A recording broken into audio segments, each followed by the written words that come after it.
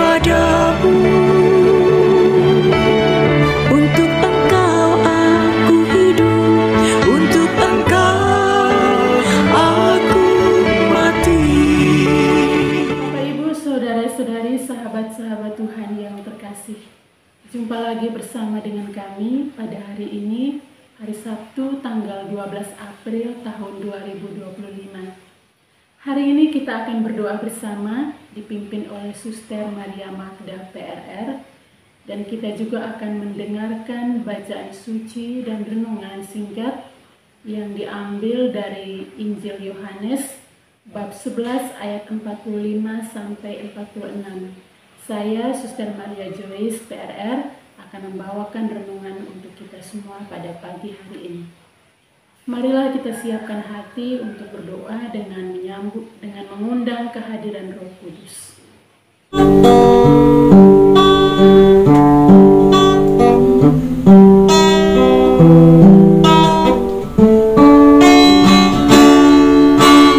Utuslah Roh-Mu ya Tuhan, dan jadi baru seluruh muka bumi. Allahku, nama-Mu hendak ku puji. Engkau amat agung, berdan dan sinar kebesaran.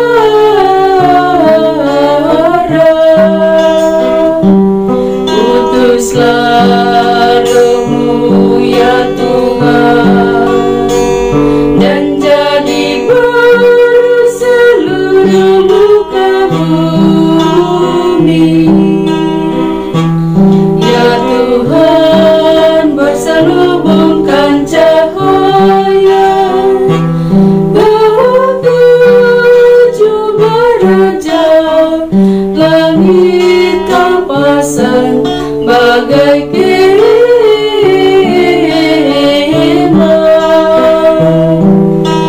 Utuslah Roh-Mu ya Tuhan, dan jadi baru seluruh muka bumi. Firman-Mu disampaikan oleh angin, api yang berkobar menunduk padamu bagai hamba.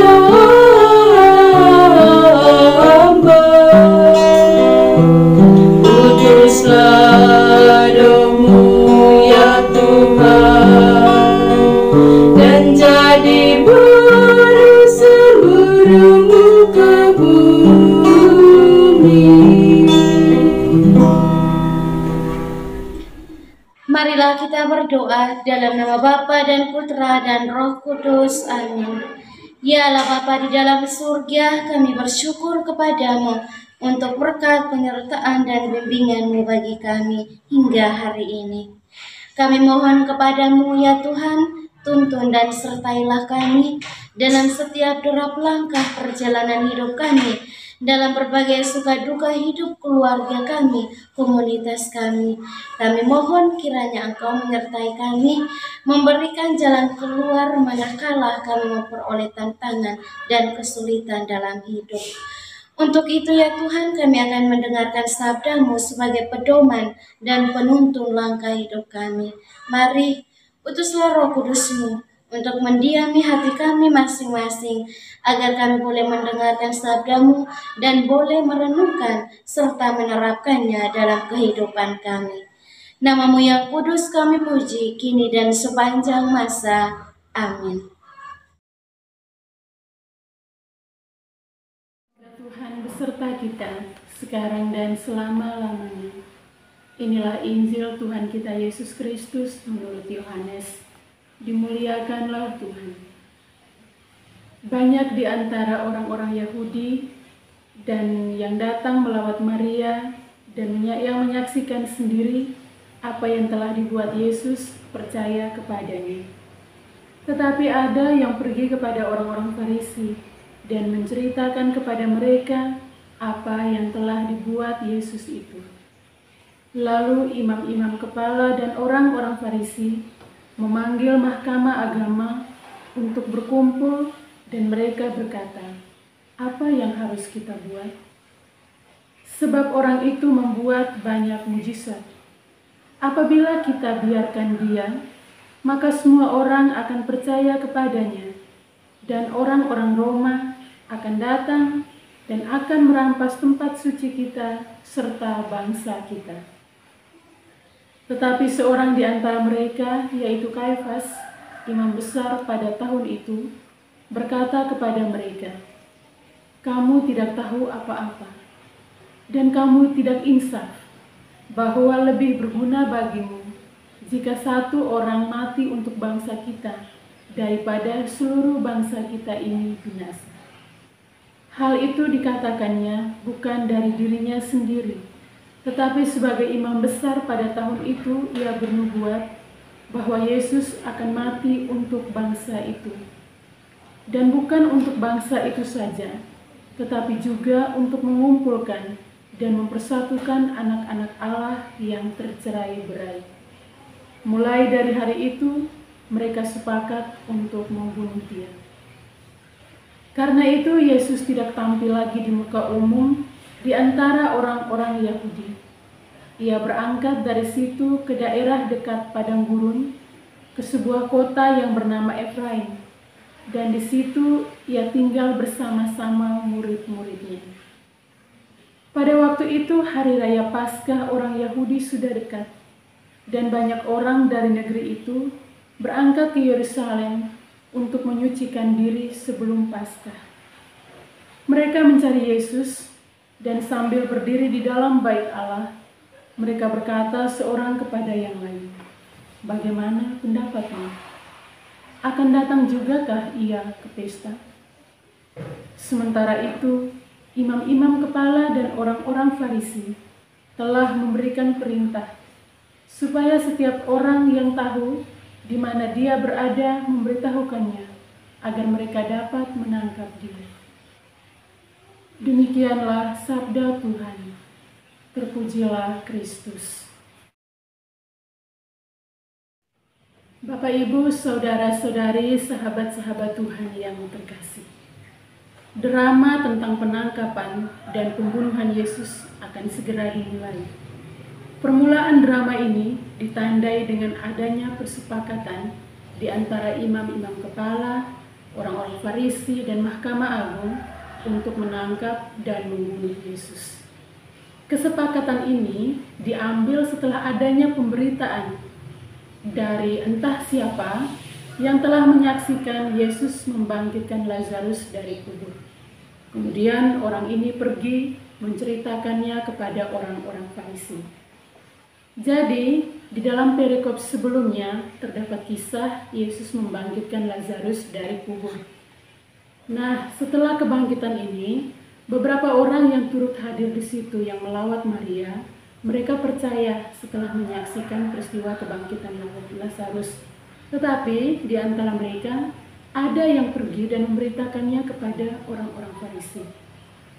Entah bagaimana cerita yang disampaikannya, sehingga membuat orang-orang Farisi ini berembuk dan membuat kesepakatan untuk membunuh Yesus.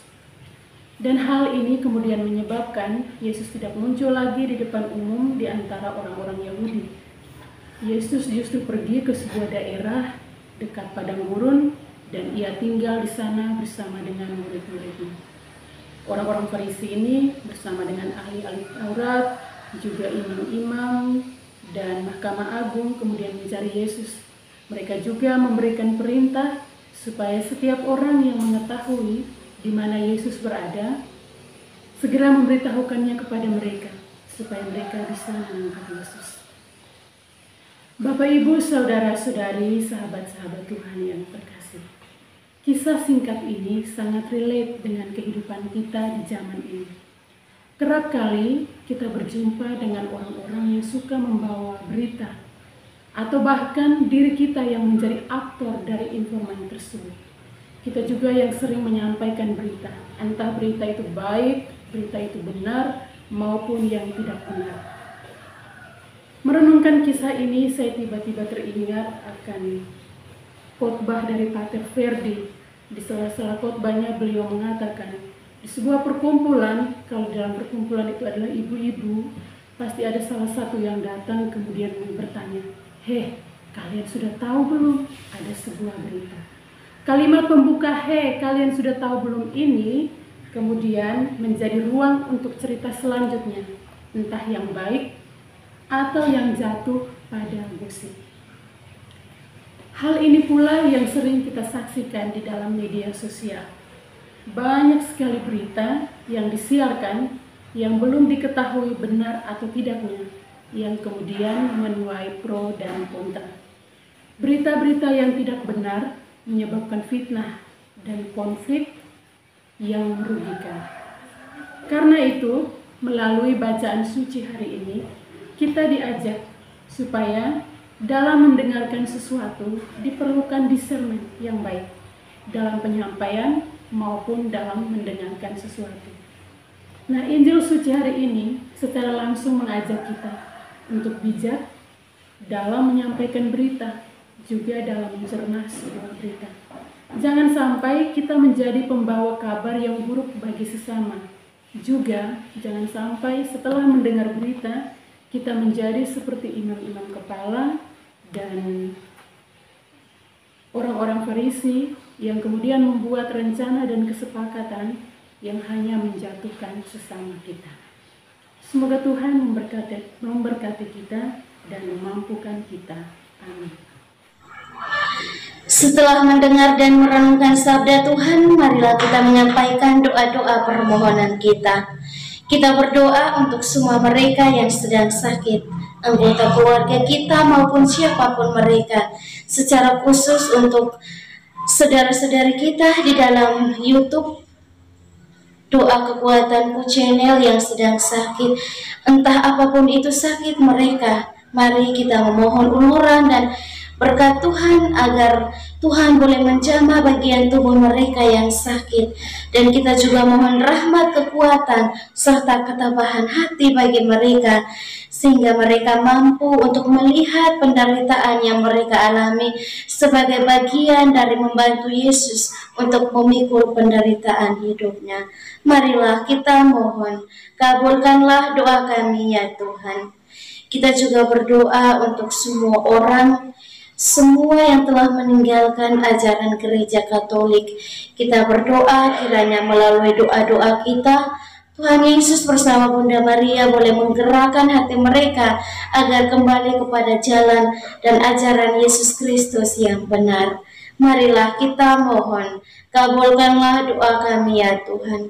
Kita berdoa untuk diri kita sendiri, dimanapun itu kita berada, dengan segala pergulatan, dengan segala pergumulan dan pekerjaan yang Tuhan percayakan kepada kita.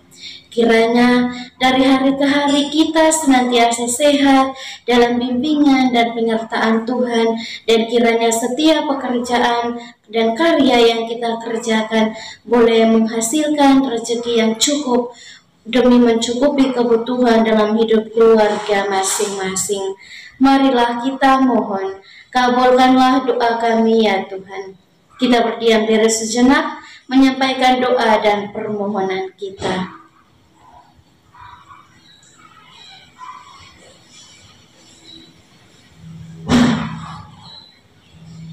Marilah kita mohon, kabulkanlah doa kami ya Tuhan. Kita satukan semua doa dan harapan kita dengan doa yang diajarkan oleh Kristus sendiri. Bapa kami yang ada di surga, dimuliakanlah namamu. Datanglah kerajaanmu, jadilah kehendak-mu di atas bumi seperti di dalam surga. Berilah kami rezeki pada hari ini dan ampunilah kesalahan kami, seperti kami pun mengampuni yang bersalah kepada kami. Dan janganlah masukkan kami ke dalam pencobaan, tetapi bebaskanlah kami dari yang jahat. Amin.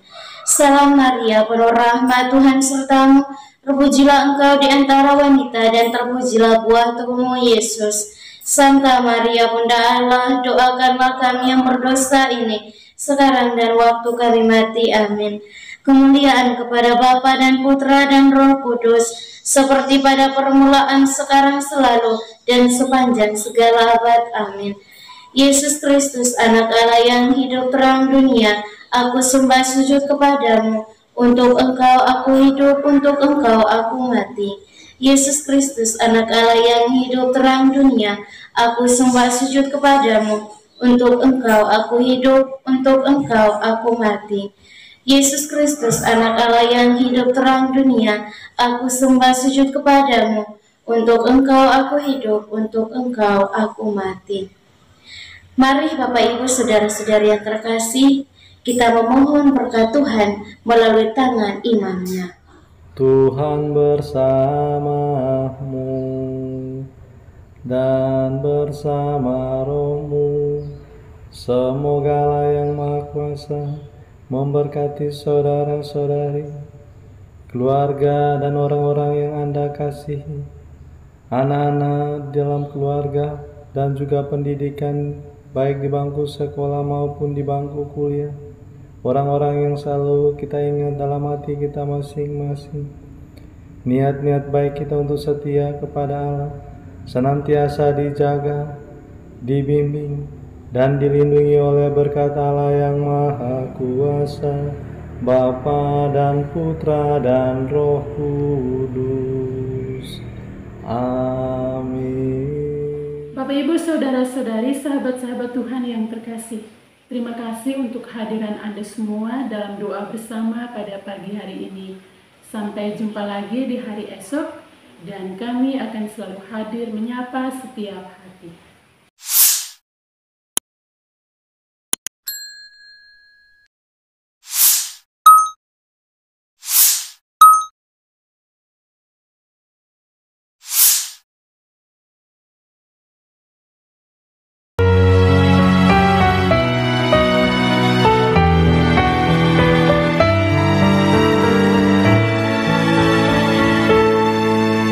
Dikala hati terasa hampa,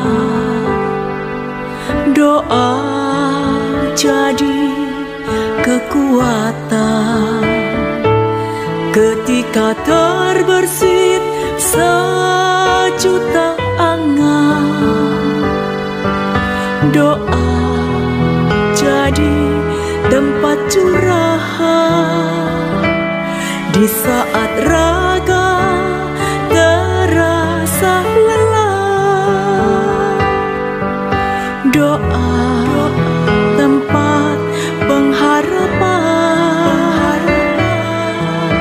Tinggallah dalam doa kami, oh Tuhan. Doa kekuatanku dalam nama Yesus Kristus. Engkaulah terang dunia, dalam doa aku sembah sujud padamu.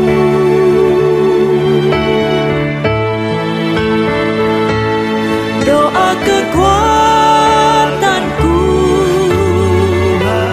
dalam nama Yesus Kristus. Untuk Engkau aku hidup, untuk Engkau aku mati.